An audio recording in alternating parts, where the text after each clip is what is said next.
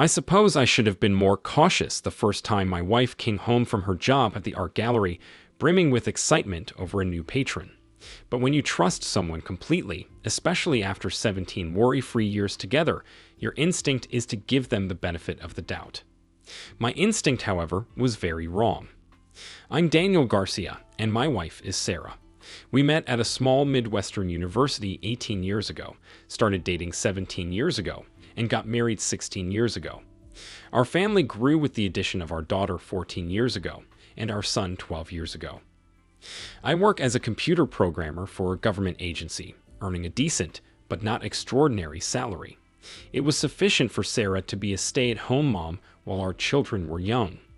2 years ago, feeling the kids were old enough, she decided to re-enter the workforce. She secured a 30-hour-per-week job at an upscale art gallery in town. This suited her perfectly. Sarah was an art major in college, so she was already well-versed in the world of art. The gallery attracted a clientele with deeper pockets than ours. We live in a large Midwestern city, so there was no shortage of affluent patrons to keep the gallery thriving. Sarah's job allowed her to mingle with these well-to-do individuals, enjoying a taste of their lifestyle before returning to our more modest reality. Occasionally, I'd join her at gallery events, tagging along as her plus one. It was a thrilling experience, rubbing shoulders with executives, politicians, attorneys, and bank presidents, far from the typical company a computer geek like me keeps. From time to time, Sarah would come home buzzing with stories of meeting some celebrity or influential person. Our kids and I would watch as she seemed to float through the house, temporarily lifted by her brush with glamour. Eventually, she crashed back down to the reality of our life. Unfortunately, Sarah didn't handle this transition gracefully. The kids would often retreat to their rooms, leaving me to absorb the brunt of her snarky comments about our life for the rest of the evening. Most of the time, I managed to take it in stride. When it did start to wear on me, I'd escape to the garage and tinker with my car. In the recent weeks, Sarah had been endlessly talking about a new patron at the gallery, a hotshot real estate prodigy. James Smith, a 28-year-old millionaire, had recently moved into a lavish new home and was seeking art that matched his upscale lifestyle. Sarah seemed generally impressed by him, although she noted that he appeared quite taken with himself. She frequently mentioned how handsome and well put together he was, and often talked about his various physical pursuits like bicycling and rock climbing. Sarah's enthusiasm about a new patron wasn't unusual, so I didn't think much of it. I let her go on about him for the next couple of weeks. Eventually, as I expected, her excitement waned, and I didn't hear another word about James Smith until I met him at the gallery's Christmas gala, just a few weeks before the holiday. I must admit, he was an impressive sight, standing about 6'2", 190 pounds, and looking solid in an expensive Armani suit. His blonde hair, blue eyes, and striking good looks even caught my somewhat skeptical eye. I hadn't been quite prepared for that. Our conversation lasted about 30 seconds as Sarah introduced us, but even in that brief time, I noticed him eyeing my wife from head to toe, much like a predator assessing its prey. Sarah was stunning that night in a blue tailored skirt and jacket, with just a hint of cleavage peeking from her white blouse. However, his look was more of a leer than simple admiration. Sarah seemed too preoccupied with the gala to notice, but I certainly did. As Sarah went off to mingle, I headed to the bar. I poured myself a shot of Jack Daniels over ice and soon found David Brown, the husband of one of Sarah's co-workers. We had met before and got along well, often bonding over our shared interests in sports and cars. David and I chatted for a bit before I did some mingling myself. About an hour later, I noticed Sarah in a small group of people, with James Smith practically draped over her. I decided to intervene. I grabbed Sarah's usual drink, a Riesling from the bar, and walked up to them. Introducing myself, I handed Sarah her glass of wine. Then, subtly but firmly, I removed James's hand from Sarah's right hip, where it had settled from around her back. He just smirked at me as he retracted his hand. I stayed with the group for a few minutes, and soon Sarah moved on to mingle with more guests, while I went in a different direction, ensuring that James wasn't following her. I continued to mingle, expecting to see Sarah circulating among her coworkers. However, after an hour, I realized I hadn't seen her anywhere. I took a quick look around and noticed that James was also missing. Alarm bells went off in my head, so I made it a priority to find Sarah. Not finding her in the gallery, I stepped outside and circled the building.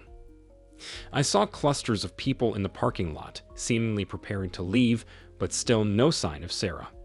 Then, I noticed a black Jaguar XJ with a couple sitting rather intimately in the back seat. The car was running, and they were seated closely together. Trusting my instincts, I assumed it was Sarah and James. I walked up to the car and opened the door next to the woman. Both occupants jumped at the intrusion, and while I couldn't be sure if they were kissing, they were certainly close to it. "Time to go, dear. Now," I said in the firmest polite tone I could muster. We were just..." Sarah stammered as James offered me a smirk. "I don't care. It's time to leave," I reiterated, my voice barely above a whisper. "Really, Daniel, you have to come in and hear this sound system," James chimed in. "It's absolutely crystal clear." Soft concert music played from the car stereo, but it was obvious neither of them was paying attention to the music. "Another time, James. We really must be going," I replied noncommittally. I helped Sarah out of the car, and we began walking toward my Ford F-150. "Wait, I can't leave yet. The party's got another 2 hours. I'm supposed to stay and help host," Sarah protested urgently. "If your boss has an issue, he can call me directly," I said sharply. "What were you thinking?" "We were really just listening to his car's sound system. It's incredible," she insisted, awe still evident in her voice. "Uh-huh," I replied dryly, unimpressed. Despite Sarah's claims, a coolness lingered between us for a couple of weeks. Eventually, I let it go, and things returned to normal. So it caught me off guard when, a few months later, Sarah announced she had accepted an invitation to James's lake cottage for the 4th of July weekend.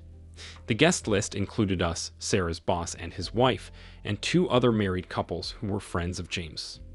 We were supposed to head up on Friday afternoon and stay until midday Sunday, with James hosting the entire weekend, featuring grilling, a full bar, swimming, boating, and other activities. I started to object, but before I could voice my concerns, Sarah cut me off, insisting we were going, and then walked away. The weekend actually started off splendidly.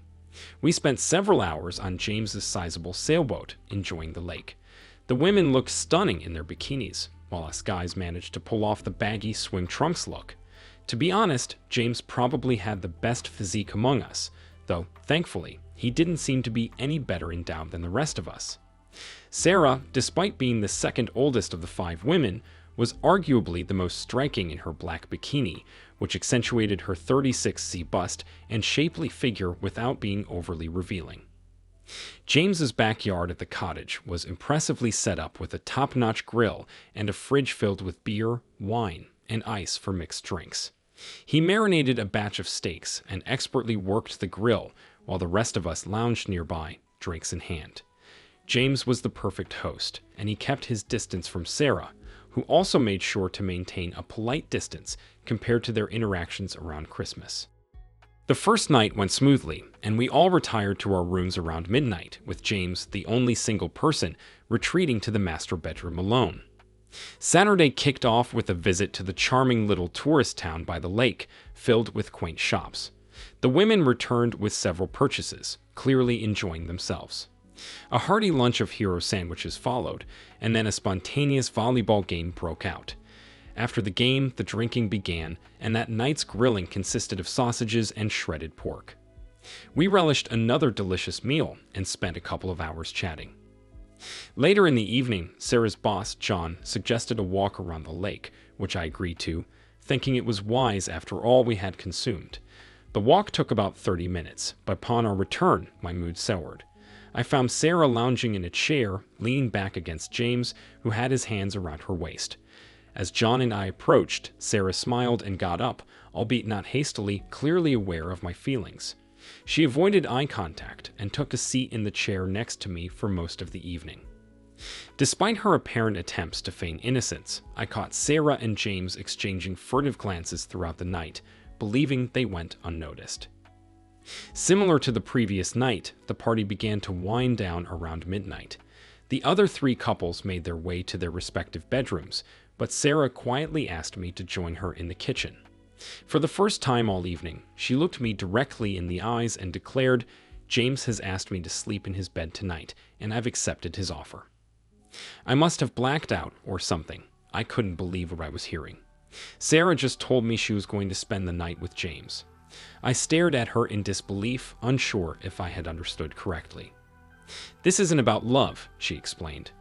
"I've been completely faithful to you for 17 years, and you're the only man I love. But tonight, I want to be with James. He excites me, and I need to know what it feels like to be with a different man. After tonight, I promise I'll return to being your devoted wife for the rest of our lives, but I believe you owe me this one night." I stood there, stunned and speechless, trying to process her words. My wife was telling me she wanted to sleep with another man because she felt she deserved it, and I owed her that. "Over my dead body, are you going to sleep with him?" I finally managed to say. "This isn't up for negotiation, Daniel," she replied firmly. "Accept it for what it is. Tonight I am his. Tomorrow, and for the rest of my life, I'll be yours." "Don't be so sure about that, babe," I responded angrily. "Remember, there are consequences to every action." "God damn it, Daniel," she hissed. "Do you have to see everything so black and white? It's just one night, for God's sake. One night and done. You're going to ruin everything for everyone. Just one night. We never anticipated you being so intractable. I probably should have just kept my mouth shut and gone behind your back, but I was terrified that if you found out, it would definitely be the end of us. So I figured if you knew and let me go, it wouldn't be cheating." With that, she spun on her heel and walked away. As I emerged from the kitchen and moved into the living room, I saw Sarah take James's hand and lead him towards the master bedroom. My vision blurred, likely from the tears welling up in my eyes. I made my way to the indoor bar and poured myself a shot of Jack Daniels. It took me about 5 minutes to finish, and when I did, I quietly approached the master bedroom door. The unmistakable sounds of two people making love emanated from within. In that moment, I knew my life as I had known it was over. I downed several more shots of Jack, desperately trying to figure out my next move. My initial impulse was to leave and initiate a divorce immediately. But the thought of being away from my kids for most of the time was unbearable. I couldn't see how that decision would benefit either me or them. Yet, the reality of my wife being in another man's bed at that very moment was something I couldn't just accept. For a fleeting moment, I even contemplated burning the house down, but sanity prevailed. At some point, I must have passed out because when I checked my watch, it was 3 a.m., and the entire house was eerily quiet. I stumbled into the bedroom that Sarah and I had been assigned. The bed was still neatly made since it hadn't been slept in, just as I expected. I collapsed on top of the bedspread and attempted to sleep, though it was restless. By 7:30 a.m., I dragged myself out of bed, took a quick shower, and brushed my teeth before heading to the kitchen. The other three couples were already up, enjoying a breakfast of bacon and eggs. Emily, the wife of Sarah's boss John, seemed to be the chief cook and offered me a plate as the others mumbled their good mornings. The sideways glances and pitying looks made it clear that everyone knew what had happened. My face burned with humiliation, knowing I was the center of their unspoken pity. "It's okay, Daniel. We've all seen this before," Emily said sympathetically as the others nodded in agreement. "James has done this 3 or 4 other times. He's an alpha male. When he sees something he wants, he goes after it. It's just the way he's wired." "I also think he enjoys the humiliation aspect of it," John added. "But I don't think it's personal. It's just his nature." "So, what happened to those other couples he's done this to?" I asked. "Well, as far as I know, they're all still married," Emily replied.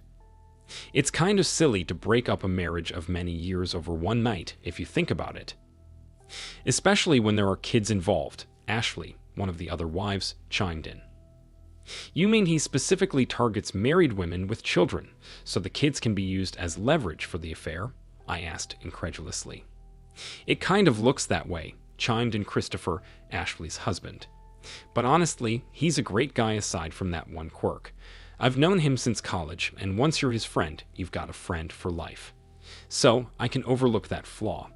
Plus, it doesn't seem to harm the couples in the long run. For instance, James helped his last affair and her husband get a fantastic deal on a condo in North Carolina. Now he even stays with them when he's in the area." Just then, we heard moaning coming from the master bedroom. It was Sarah, and the sounds made it clear that her night with James had extended into the morning. Everyone at the table turned red with embarrassment, while I felt a cold fury rising within me. "Why don't we finish breakfast on the deck?" Emily suggested. Sarah and James joined us on the deck about 30 minutes later, both looking freshly showered and quite pleased with themselves. I had to admit, Sarah was positively glowing and didn't seem the least bit ashamed of the situation. Carrying a plate of breakfast, she came over to the chaise where I was sitting and perched on the edge while I moved my feet to make room for her. Her back faced me, and I noticed the pink hue of her skin above her tank top.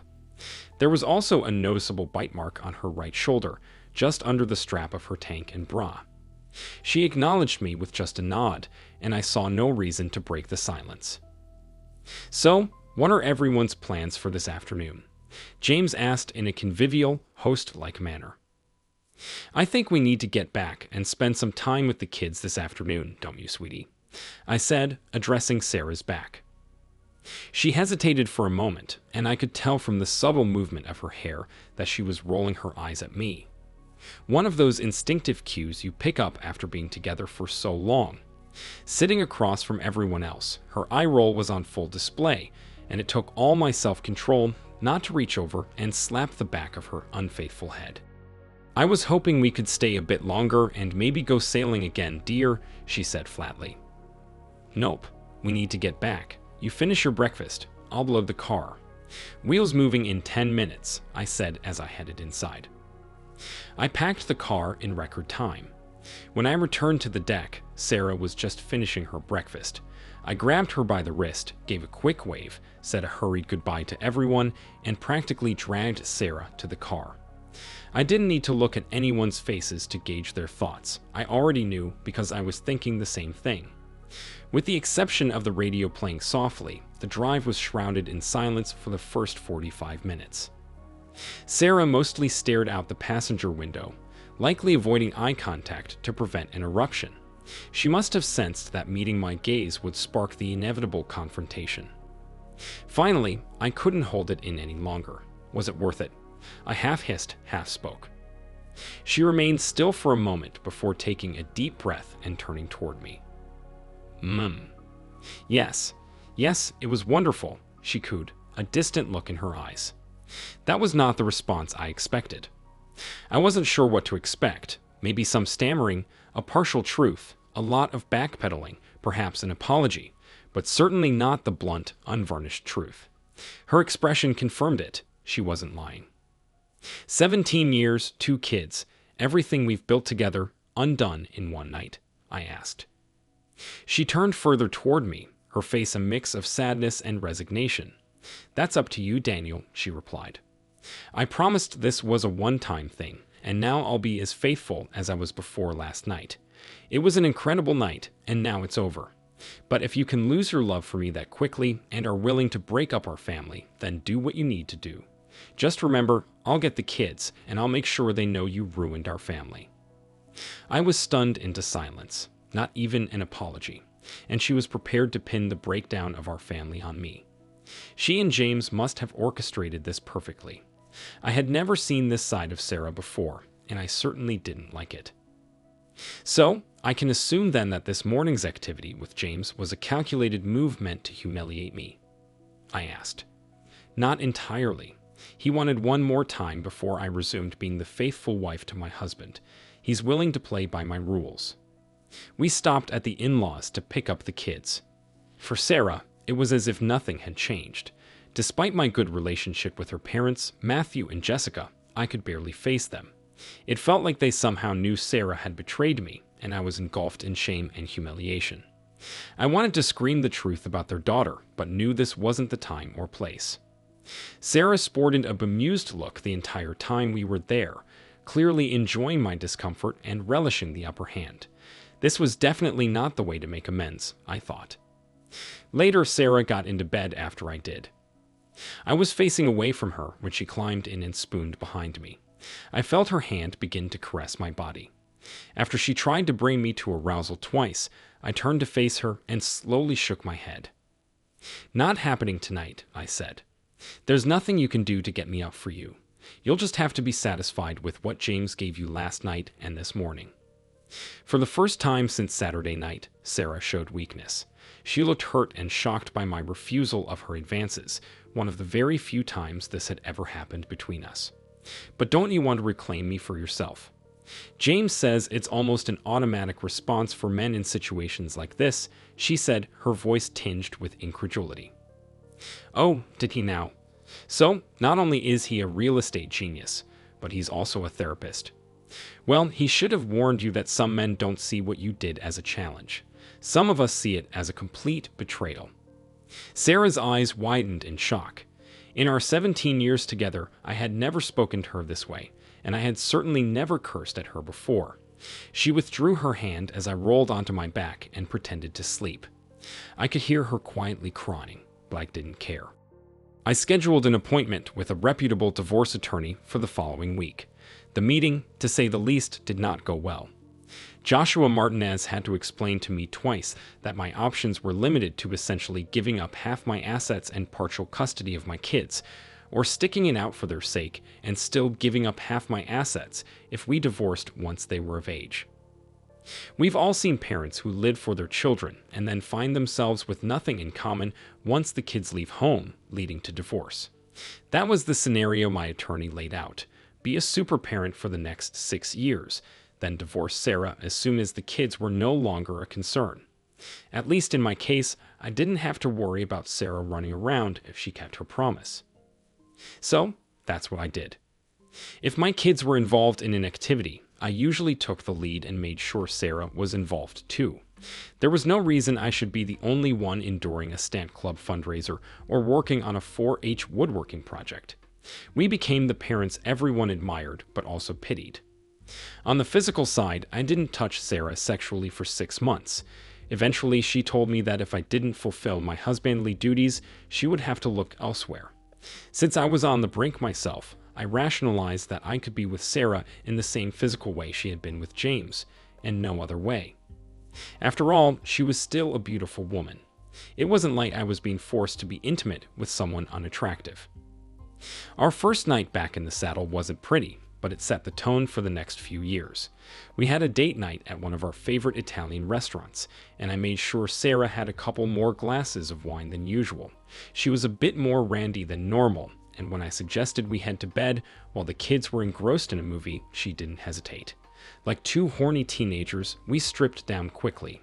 After a brief kiss, I pushed her onto the bed. Then she moaned. Not just any moan, but the same one we'd all heard at the lake cottage that fateful Sunday morning. Caught up in long-forgotten emotions, we fulfilled our marital duty with an intensity that overwhelmed us. We lay together for about 10 more minutes before disengaging. "Where the hell did that come from?" she stage whispered. "Holy shit, Daniel. Am I going to have to wait another 6 months for a repeat performance?" I couldn't answer, so I just spooned into her back. Every time I thought of Sarah with James, anger surged within me, leaving no room for tenderness in our lovemaking. Nonetheless, she seemed to enjoy it and never complained, though we rarely cuddled or talked tenderly afterward, as had been our custom before the incident. Life fell into what I assumed would be our new normal. Once a month, I hired a private investigator to ensure Sarah was keeping her word about not seeing James or anyone else. It cost a lot, but it afforded me some peace of mind. 6 years later, our youngest, Andrew, left for college at Michigan State. Amanda was already a junior at Michigan, leading to a summer-long sibling rivalry after Andrew made his decision. As a freshman, he was staying in a dorm, and Sarah and I helped him move in a week before classes started. Neither of us remembered needing half the stuff that Andrew had packed. We took Andrew up to Michigan State on a Thursday and stayed the weekend, leaving late on Sunday. Exactly 30 days later, on a Tuesday afternoon, I conference called both kids and, in a calm and quiet manner, informed them that I was divorcing their mother because she had cheated on me several years ago. They were both devastated. "I thought you guys were so great together. How could this happen?" Amanda almost shouted into the phone. "I thought we were great together too," I replied, "but your mother cheated on me with James Smith 6 years ago during a 4th of July weekend with several other couples. She told me up front that she planned to do it so she wouldn't be sneaking around. She promised to remain faithful afterward. She didn't see it as cheating, but I did. I warned her there would be consequences if she went through with it. Apparently, she and James had planned it out, and she threatened that if I left, she'd get half of our assets and turn you both against me. I couldn't risk losing you too, so I endured it until you both came of age." Andrew was the first to respond. "I'll be damned. Did she give you any reason for pulling this?" "Not really," I said. "She just knew I would cave in to avoid losing you too, and to a point, she was right." "Dad, is she still seeing anyone?" Amanda asked. "Not as far as I can tell, baby. I've had a PI trailing her 1 week a month since then, and it seems she's kept her promise." "Then why can't you forgive her, Dad?" Andrew asked tentatively. "You've been married for 22 years, and she only did it once." "Once was more than enough," I said, struggling to keep my anger in check. "What kind of love did she show me when she spent the night in another man's bed? What kind of respect did she have for me when they went at it the next morning while we could all hear? I'm sorry, kids. I just don't have it in my heart to forgive her. I stayed with her to keep the family together. I love you both." "Thanks, Dad. We appreciate you holding it together for us," Amanda responded. "Does she already know?" Andrew asked. "She will know in a few minutes. She's being served at 4 o'clock at her office." "Oh, Dad, bad move," Amanda said. "In front of her boss and co-workers, she'll be crushed and humiliated. Please don't do this to her, Dad." "It's too late, baby. Besides, I planned it this way on purpose. Her boss and his wife were among the people at the lake house when this happened. If you think I wasn't humiliated enough already, imagine how I felt the next morning when your mother started moaning with James. I just wanted to disappear. So, yes, I want her to feel that same sting of humiliation." "Well, I don't agree with this, Dad. I guess I understand it," Amanda replied. "I'm with you, Dad. I've got your back completely," Andrew added. At 4:07, my cell rang. "Yes," I answered. "I'm on my way home now, you bastard. When I get there, I'm going to kick your balls all the way to next week," Sarah shrieked into the phone. My money was on contrite and tearful. "Shows what I know," I said before ending the call. I sat in the family room watching ESPN, waiting. When I heard the garage door go up and Sarah's car pull in, I turned off the TV and stood up, ready to defend myself if needed. I had never hit a woman before, but I was prepared if necessary. As usual, Sarah entered through the utility room, looking furious. She marched right up to me, so I shifted slightly to my right, preventing her dominant right foot from landing a kick to my groin. An old fighter's trick. I also raised both hands in a defensive position. She stopped, appeared to size me up as if trying to figure out how to hit me, and then crumbled onto the sofa in tears. "I thought we were good." "I really thought we were good," she muttered. "You never mentioned divorce all these years." "You assumed we were good just because you were," I replied calmly. "But I kept my promise to you. I haven't slept with anyone since that night with James at the lake.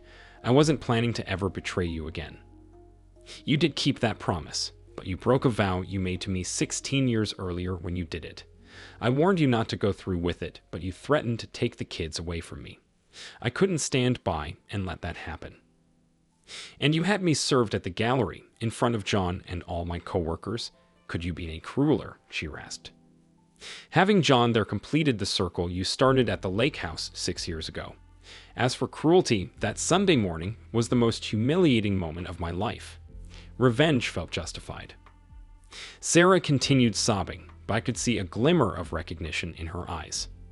"6 years ago, you told me sleeping with James was worth it, that it was wonderful. Still feel that way now. But I've kept my promise since then. I've been completely faithful for over 6 years, she whined. So what's the expiry date on a promise from you? I fired back. If your vow meant nothing after 16 years, is your promise only good for half of that, say 8 years?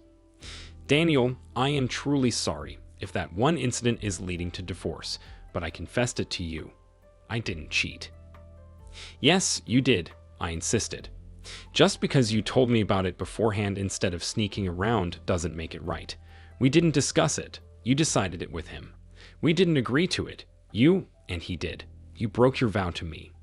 You're sorry about the divorce it's causing, but you're not sorry about the act itself. You've never been sorry about the act. I didn't give you a hall pass. We didn't agree to some arrangement.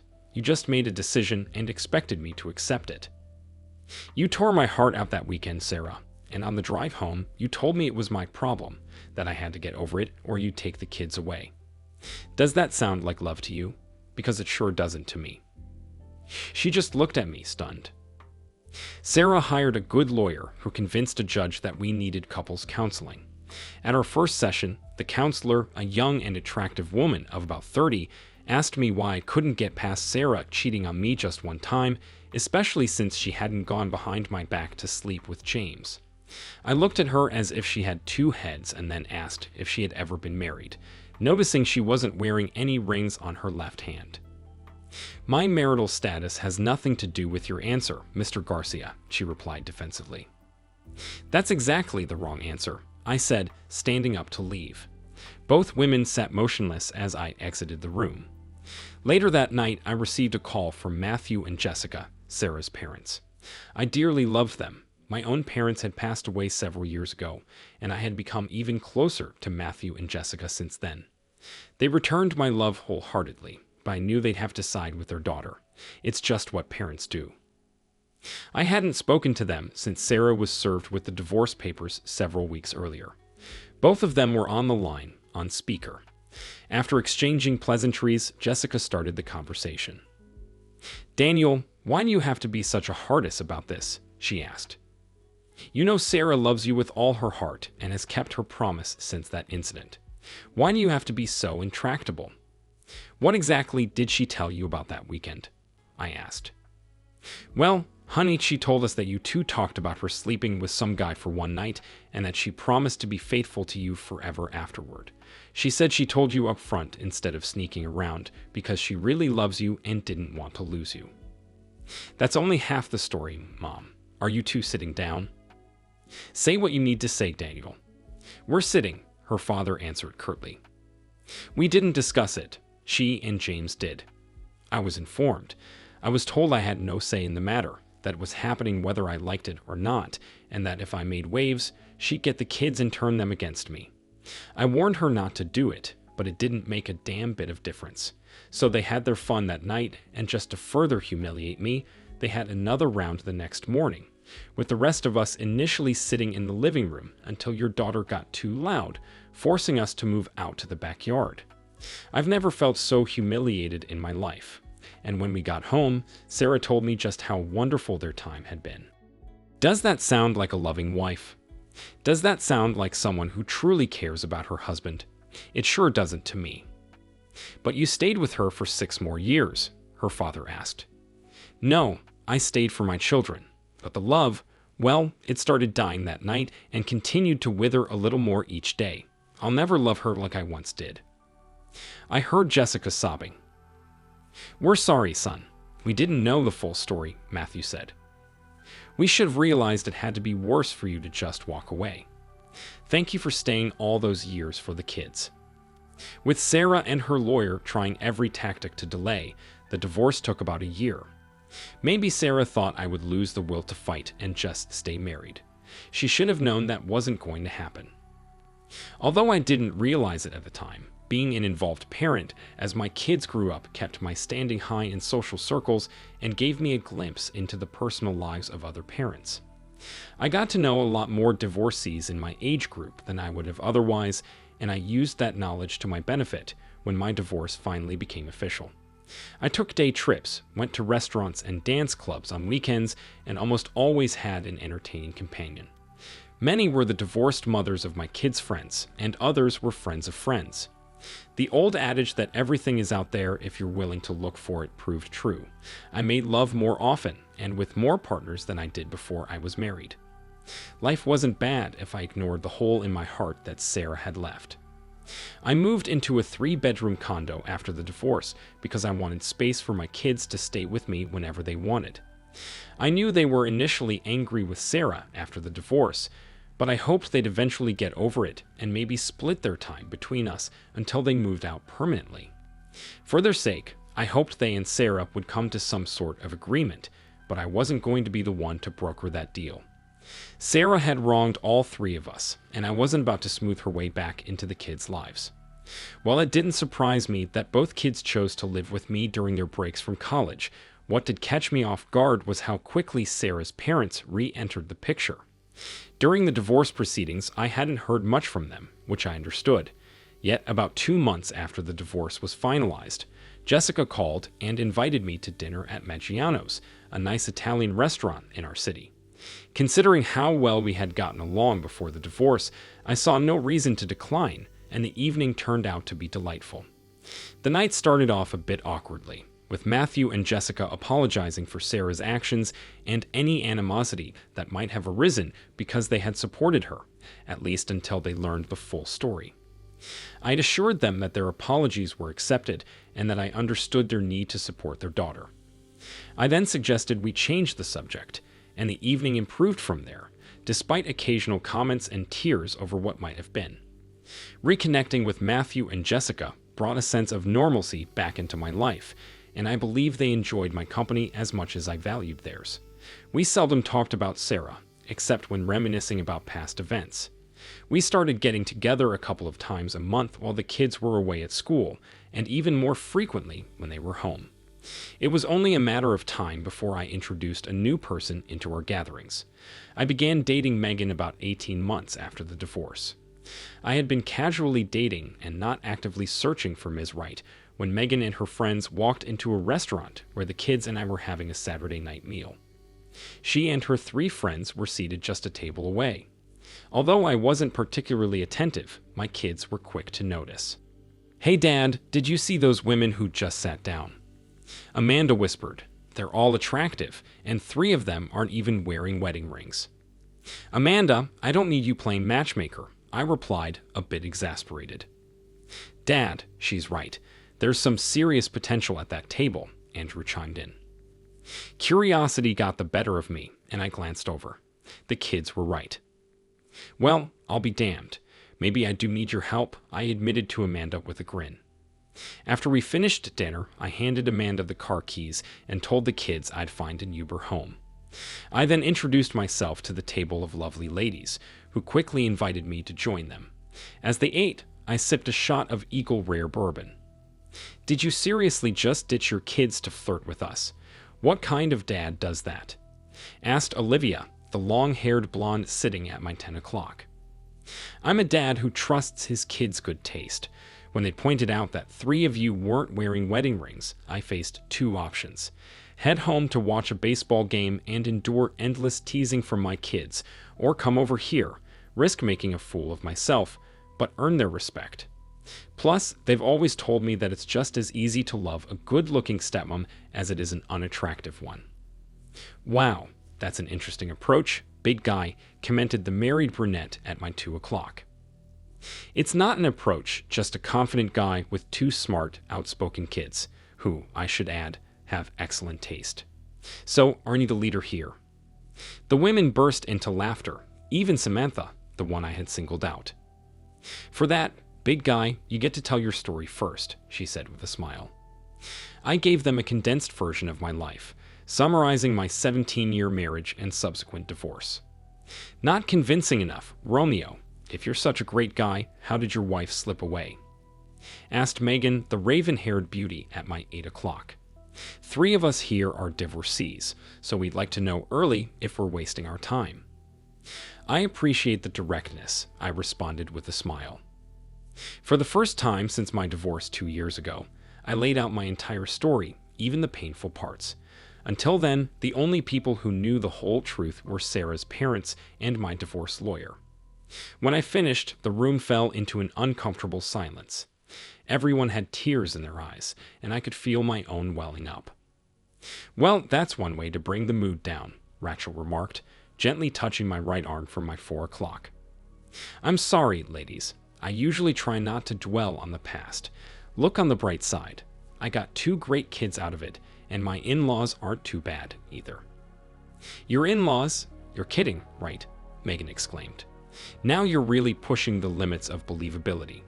Nobody likes their in-laws that much, especially after a divorce." "What can I say? I'm special." I noticed their plates were empty and said, "If you ladies are done eating, this round of drinks is on me. I'd love to hear your stories." We ended up staying through 3 more rounds, sharing our experiences. Olivia had divorced her serial cheater spouse. Megan and Rachel's marriages had dissolved due to irreconcilable differences. And Samantha, well, she had been happily married to the world's best husband for 26 years, a title she repeated several times, with the other 3 nodding in agreement each time. Meeting this man became a high priority for me. The women told me they had a monthly girls' night out, and my presence was bending the rules for Samantha. But Samantha suggested that if she could bring her husband to the next outing, I could come too if I wanted. The other 3 readily agreed. "Can I bring a date?" I asked with a cheeky grin. A month later, we all reconvened at the same restaurant, and I met Samuel, Samantha's husband. By the end of the evening, I found myself agreeing that he might indeed be the world's best husband. We hit it off instantly. Our monthly outings continued, and over time, I developed genuine friendships with the 3 single women. Sometimes we hung out as a group of 4, and other times I went on dates with one of them. Some of those dates ended in passionate encounters. They were all amazing in bed, and I always gave my best effort. I enjoyed it immensely, and judging by their enthusiastic responses, some of they did too. After about a year, Megan and I decided to become exclusive. I remained good friends with Olivia and Rachel, but we all understood that exclusivity meant just that. Even so, the banter could get a bit daring when the girls got together. It was all in good fun, though sometimes it even made me blush. My kids quickly grew comfortable around Megan, while my in-laws took a bit longer to warm up to her.